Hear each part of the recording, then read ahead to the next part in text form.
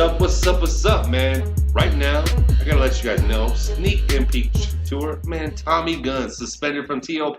Why was he suspended? You have to wait till the next episode to find out why he's suspended. Maybe he'll tell you himself. But for now, it's just JG and Mean Dean, and I got something special, man. Me and Mr. Mean Dean are hugely into fucking anything wrestling video games. And Mean Dean, you picked up 2K17 for the PlayStation 4, man, and you've been going hard. Yep. And I just want you to let the world know, what have you discovered? And not only that, man, tell them about the amazing creations you have developed. For sure. So, what we did here with 2K17, I've been talking with JG, just kind of spitting at him about some of the things I wanted to do on there. Really, the biggest theme was creativity. And in terms of the creativity, and really, Tommy and JG are a big inspiration in terms of WCW on me. So, what better way to change the landscape of the wrestling business than to bring back WCW? What I went and did is I got inspired by that, and then I started looking at the downloads on the 2K17 So give us an community. example of some of the downloads you've seen. So I had Superstars. My first download was CM Punk for Superstars. My second one was Kenny Omega. I still wanted to roll with a solid roster that WWE put on there. I mean, you're talking the first time ever, which people don't make a big deal about. They always say stacked roster. Well, to be honest with you, this is the most stacked roster. I mean, you're going from Rick Rude to Samoa Joe. Like, that's just a trip to me. What are some of the other stacked portions you've seen of this? Man, I mean, some of the guys that I loved as a kid that I never thought would ever make it to the rosters, Earthquake and Typhoon are on there. So, AKA Earthquake and Tugboat? Tugboat, yeah. That's dude. a fire right there. It's insane. So they had that. They have like 3 different versions of Sting, 3 different versions of the Taker. They got Rock and then Rock 01, Triple H 01. They got Stone Cold and Stunning Steve Austin. So enough about these other downloads, man. You just gave me a little portion to peek into the fucking scene tonight. Man. And I mean, guys, I can't explain this enough, man. We have Starrcade. We have War Games. Yep. And then to top it off, guys, something that I never thought we'd see in a video game. WCW, NWO. Uncensored. Thank you, sir. So why don't you lead us in that? What gave you the uncensored idea originally? So that's kind of funny because that kind of goes back to the downloads. When I went to look at all the logos, essentially what you do is when you go to the logos, you find out based on the hashtags which logos you want. So immediately when you go to pay-per-views, you can go to War Games, Fall Brawl, Uncensored, Nitro Thunder, like all these things. So essentially what I did is I went to all the pay-per-views I wanted to build. I took the most recent Starrcade one because as much as I love the old logo, I really like the new one too. Yeah, man. But Uncensored, Sold Out is another one I'm gonna be building soon. But man, Uncensored was one of my favorite pay-per-views just because it was an unpredictable one. War Game or Fall Brawl War Games or whatever the case may be. Now it's just straight War Games created. It's all cage match shit. I want to keep to these rings you built, man. Because I mean, just taking first-hand look, man. And you guys know I'm a huge WCW supporter, man. And it's finally good to see that WWE word come back in the game, man. But when I'm looking at your creations, man, I feel like they're custom creations. I feel like the difference between I'm watching WWE and WWC or WCW. For example, man, your fucking son of a bitch, Super Brawl, man. It gave me that feel of I'm watching the Southern East wrestling. Gave me that basic feel with the generation of the setup around the arena, not too much engaged. And then when we get inside the arena, it's based on the match, man. Tell me how you thought of that concept, man, with them basic pillars just showing up in the sky, man. I mean, that is phenomenal work. Yeah, but it's like the point was to build it for 2017. Everything was modern, but you wanted it to give that old nostalgic feel of the way that it used to be. That's the fun part of it. And that's what I wanted to do was make it look like it used to look, but make it look new with all the new technology. Man, so you're telling me about new updates that they got in the game, man. You're telling me Right. about these filters they got. Why don't you get a little more specific about the filters that you were talking about? So that's one of the cool things. Once you create an arena, so let's take Thunder, for instance. Fire. Right?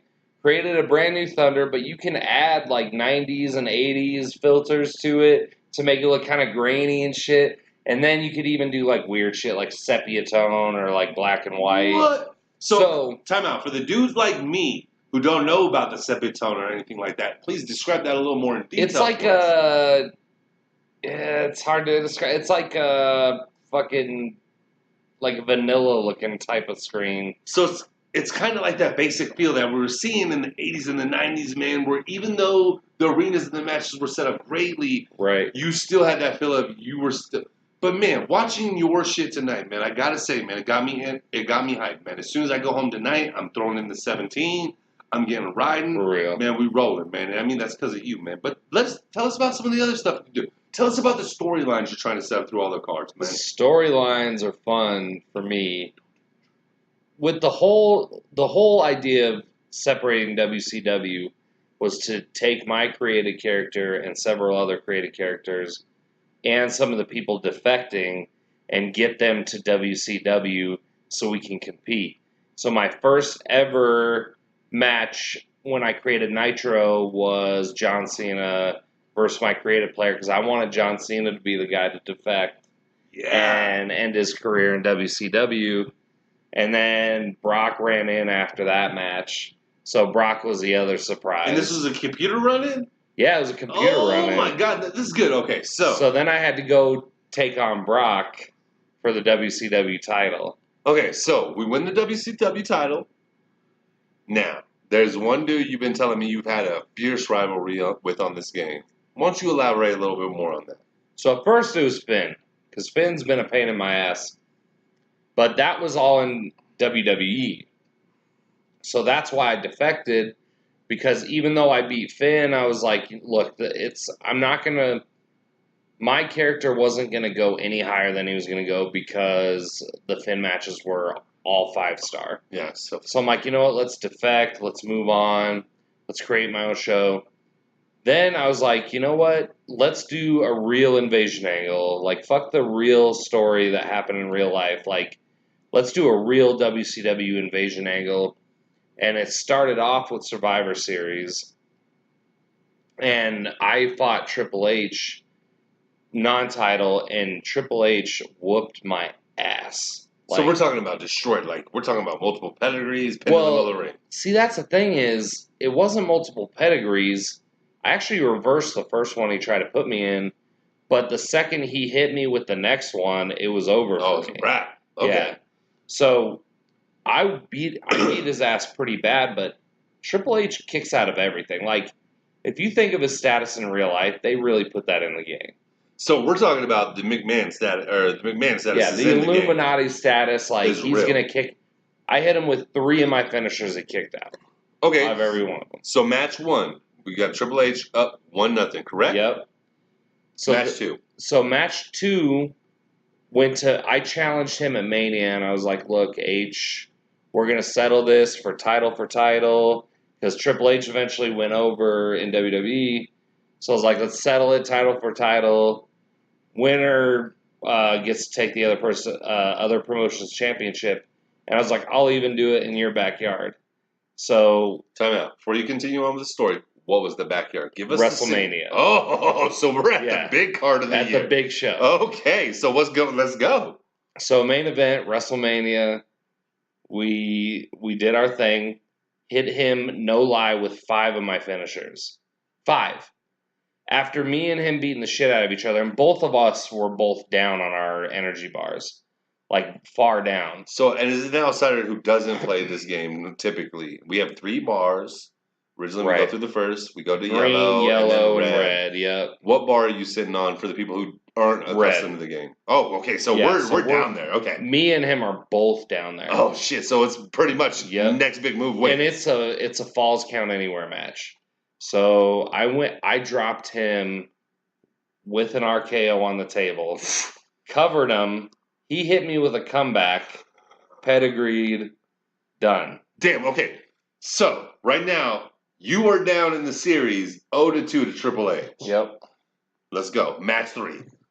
Well, I have to say, at that point in the story, Triple H took the WCW title, and he was basically acting like, oh shit, I fucking conquered WCW again, and this and that. Like, it was a WCW. So he's promoting himself like he's the Right. world's gift to God. Right. Okay. What he does is he drops the WWE title down to Bray. So he's like, I'm going to drop it down to Bray. I'm going to run around with this WCW title. It's going to be mine. I'm going to put it up on a mantle in my house. Like, that's his deal. So then I'm like, so I go to Triple H. I'm like, look, I'm going to get my title back. And he basically writes my character off. And it's Damn, like, no. so he's ducking. Yeah. Okay. So he's like, I'm not doing that. He's like, I don't have anything to prove to you. You know, Triple H. I get it. He's 2-0, man. Yep.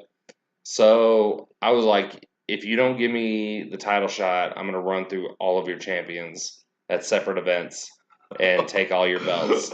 Time out, man.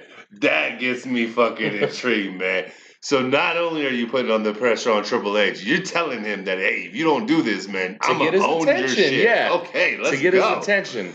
So the first match was with Braun Strowman for the Hardcore. We brought the Hardcore title back. Braun was tough to get through because you can't hit him with the normal moves you have because of his size. Oh. So, like, when I do a typical run at a guy and then hit him with my grapple, it's supposed to be a swinging neck breaker. But I can't hit him with the swinging neck breaker. I have to hit him with, like, an elbow or some bullshit. Like, wow, and there's one of them elbows where you pop it and you spin off right up. Okay, I got you. But until he gets his energy bar down to red, then I can really start hitting him with those moves. Wow. So it's interesting how that works out. But finally, like, at the last moment, we did a Hardcore Extreme Rules match, hit Strowman with a finisher, finished him off, all good. The next title I went after was Randy Orton at Survivor Series for the Intercontinental title. And now, let me interrupt you real quick, man. Is it one of them situations where you're just trying to get every underboss to get to the big boss? I'm trying to get every title. Oh, period. okay. So no matter who's it's on. Oh, okay, so we could be talking about Scotty's body right now. Yep. Okay, cool. So I went for Orton. We did Falls Count Anywhere. In fact, most of the match was out in the crowd, and he started whooping my ass. Like, out though. After I had, like, worked him over, he had really gotten me to the point where I thought I was going to lose, and I was able to kick out on, like, 2.5. Now, when we're kicking out, you know how after you get to that point where you're at consistent 2 counts, you don't even get a bar for the first fucking number, you just get the second and third. Yep. So we're talking about on 2.5 days. Yes, You kicked it. like, literally. Wow. So, I mean, this is intense moments. Like, you are feeling the sweat beating from your head, Dude, yeah. and you know, I got to kick out or this is it. Yep. So I had to get away from him outside in the crowd, so I actually brought him back into the arena area. And then what I did was I set up the table, the announcer's table, took all the shit off the announcer's table because I had 2 save finishers. Smart man. So once he popped over, I started working him over. I dropped him with an RKO on the table, his own move. Was it the English or Spanish announcer's table? It was the English one. Let's go. Yeah. Let's go. Spanish one, they don't have anybody sitting at it. I know, but I just wanted to hear you say Michael Cole got booted out his fucking seat. Yeah, he's saying some shit like his canned response is, I wish I had a wireless headset. I'm like, yeah, you would, you faggot. Yeah, you Whoops, would. My bad. Vintage everything. So, hit him with an RKO. He came back from that somehow. But I was able to work him over enough to hit him with a finisher and drop him for. So at this point, I have the Hardcore title, the IC title. I wanted to go for the tag team titles, which was my next match, regular match, tag team match. Time out. Before we move on to the tag team titles, let me ask you a question. How are you feeling at this moment? Are you feeling that, damn, this revenge is coming and it may be a payback? Or are you feeling, damn, I might have a lucky streak, but damn, Triple H is still in the cards? At this point, it was luck because I was sweating these. I was really sweating these matches So then I go face the Revival, 2-on-1 handicap match for the tag team titles. Got lucky. I wouldn't say I got lucky, but like I really focused on if I'm gonna pin this guy, I better knock the other guy off the apron type of situation. Won the tag titles, shared it with AJ once we got back to WCW. Which AJ Styles, since for some of you who don't know, in real life AJ Styles was in WCW for a little bit. So I wanted him to have a share of that. The next title was KO in the US title. That was a cage match. All right. So let's get the build up. Obviously, you're dropping promos in the ring. Now let's build something up for the fans out there who are wondering: are you a heel or a baby face? I'm an anti-hero.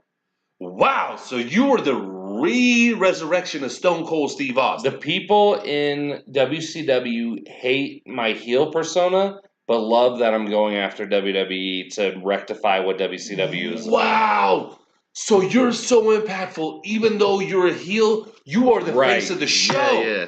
Wow. Okay, so that builds up a lot to our next match. But the other thing is, I'm not Jarrett, so I'm not trying to win the title for myself. I'm trying to win it for WCW. The organization. Yeah, Oh, wow, exactly. man. So that takes us really strong into our next match.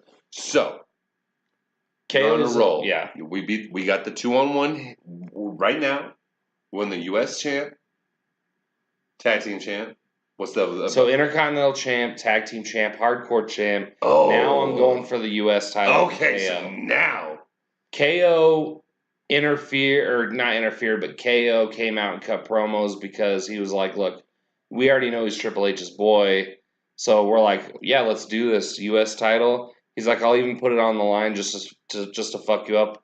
I'll put you in a cage, no interference, no problem. That one was a luck one because there was 3 times where I climbed up the cage and he knocked me down pretty hard. And one time I was, I got that Jeff Hardy syndrome where when I got to the top of the cage, I'm like, I want to jump off. Jump in instead of out. Yeah, I got you. So while you're climbing out, man, I know you said you got the Jeff Hardy syndrome, so you want to go back in. You want to lay that big attack in the ring. At any point, does it really cross your mind that if I just get out now, I'm the champ? Absolutely. Yeah. So what's your next move? Well, because I was down, he started whooping my ass. He tried to pin me a couple times. And I do have the resiliency thing on there so you can kick out at any time. So you can only let's use it go a little once. more into detail for the fans that don't know and don't play 2K17 because we try to promote this out. Right. Next year, TOP's trying to be on the front of 2K18. So what is this resiliency move? So resiliency is a signature move for your person. Not a signature move, but it's a skill set or a skill that you could use for your character that at any point in time, instead of kicking out of the pin, you can hit triangle or whatever you're doing, Xbox, PS4, whatever, and you could actually kick out without having to get to the meter bar. Wow. But you don't use it once. Okay, so you can only use it once, but that could literally change the set of a match. So let me know what happens after you use the resiliency. So I use the resiliency, then he tries to hit me with the pop-up powerbomb, and I reverse it. I hit him with like a super kick or something, and then he came back on me, and he tried to pin me again, and before he could hit his move on me to pin me, it was like one of those combo moves where you do like the powerbomb pin or schoolboy or whatever. I actually reversed that too. Hit him with my curb stomp signature, climbed up the cage, and then down the cage, so I became the U.S. champion. So we also like to call that the Gringo Killer on this side. The Gringo Killer. Yeah. So at this point, I got U.S., Intercontinental, Hardcore, Tag Team titles. So I have everything except for the World title in WWE. This is where the story gets exciting. If you guys don't know, me and Mr. Mean Dean, we talk on a daily basis, man. Like, Tommy Guns is the fam, but he just doesn't work with us. So it's not like that immediate talk, man. So we talk about this every day. So this is my favorite part of the story, man. This is when it shows your character's true grit and build. It shows you are the Stone Cold of the newer era. Why don't you describe this to us, man? What happens after you got the titles and you're going for the main? He told me that the only way I could, I'm saying this just because it's me. The only way I can get to him is going through Bray for the world title. in a Hell in a Cell at the Hell in a Cell pay-per-view. Wow. So the pressure's on you, man. Yeah. You know the only way you're going to get a piece of H is if you beat Bray. Yeah. What happens at the Hell in a Cell? I figure, yeah, we'll do that. I'll run through Bray. I'm going to sweeten the pot, and I'll say, okay, I'll fight Bray. Instead of doing it at Hell in a Cell, I'll do it at NXT in your yard. Wow. And So not only are you going for the title, but you flip the script and you're like, I will do it in your hometown, Yeah. your flow. Triple H, I'm there. It's your house, yep. Oh my God, let's go. So I beat Bray pretty clean. Like it wasn't. That's a shitty thing is you can't predict these things, and I got by so thinly in my other matches that this is the one I expected to have the hardest challenge, and I didn't. Wow. So Bray was actually fairly easy to beat. Do you feel as though you were coming into your game? I mean, from my point of view, man, playing 2K17, you have kick-ups I've never even performed once, and you performed them multiple times.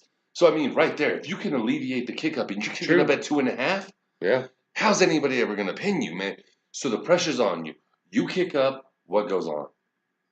I mean, at that point, I had to come. So for the people who don't know, at a certain point, your character might have a comeback option.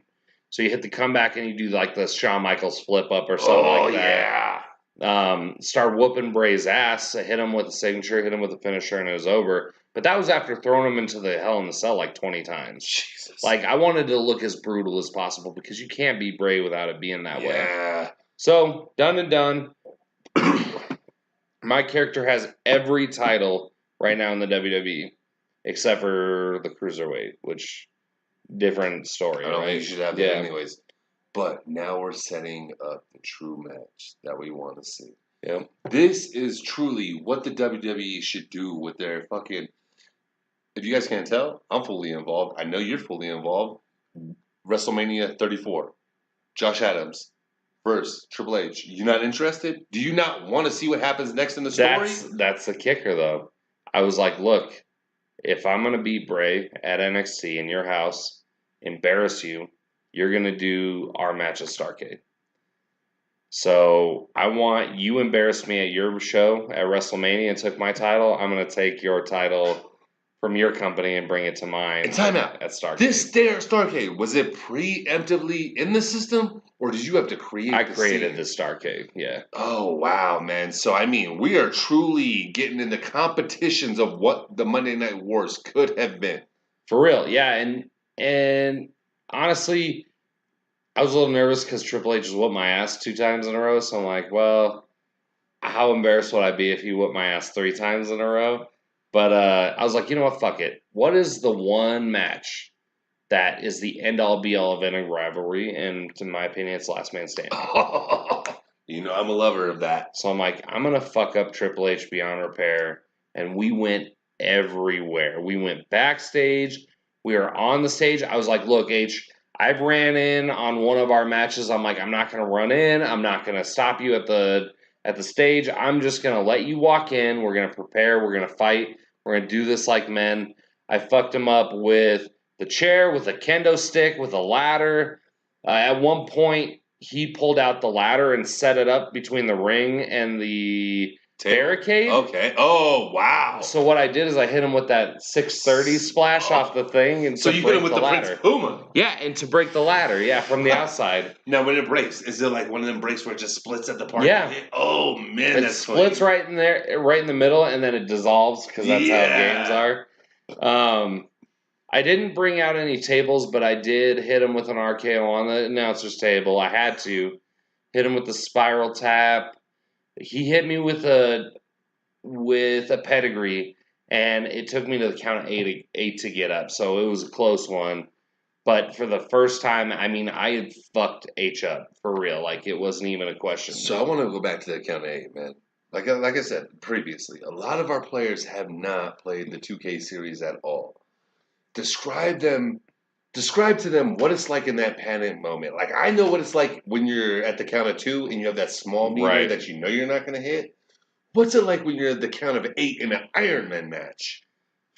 Dude, it's Are you feeling it? I mean, is it internal now? Is it at this point that Yeah, you're like, yeah, fuck this, I because- ain't losing? because all you're doing is hitting buttons as fast as you can to get up. Like that's the panic mode in real life when you're playing video games is how do I get up? I gotta Yeah. hit this button 100 times, and that's what it was. And I finally came to my senses, reversed him, hit a finisher. I was like, fuck that. I got one more in the chamber. I'm gonna hit him with another one. And I did it on the pile of rubble from the table.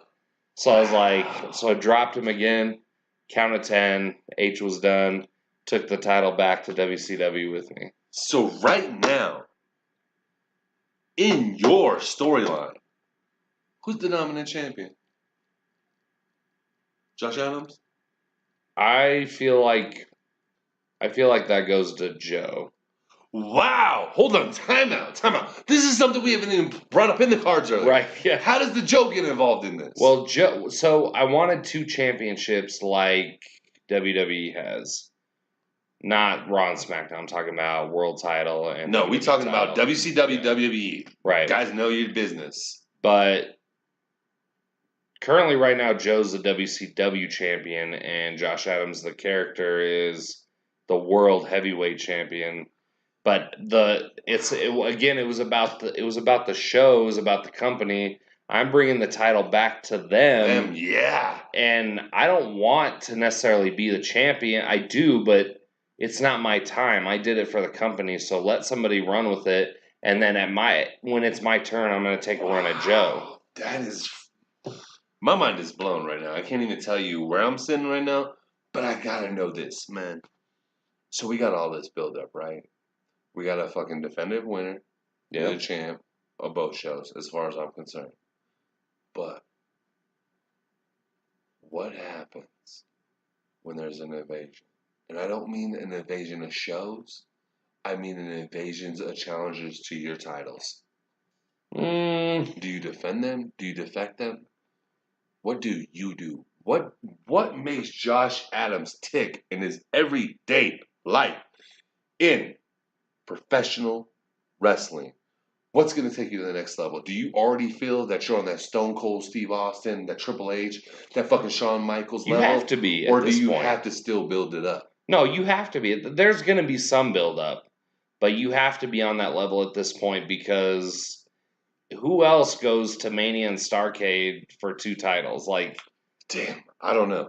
Me personally, I don't know, man. I couldn't even make it to Starrcade, let alone right. Mania. What's next in the storyline for Josh Adams? Because our fans want to know. We've gone from the beginning to where we are now. Yeah. But what's next? What takes Josh Adams from being a superstar to Hall of Fame? The next big thing. And that's Shinsuke. Wow. So we have a Shinsuke Nakamura, Josh Adams fight in the cards. Not for a title. Why is this? Is Josh Adams scared that he might lose the title to Shinsuke? No, the point is that it's not about the title. It's about the fight. Shinsuke, amazing representative. Which program does he love the most? Are we fighting for the same title for the same card?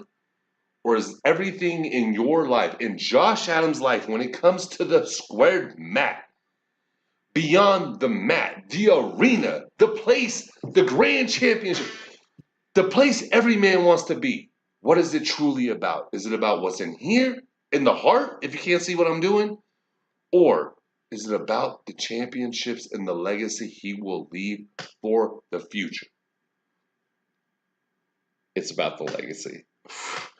And on that title, guys, we can't go any further. Josh Adams, WWE 2K17.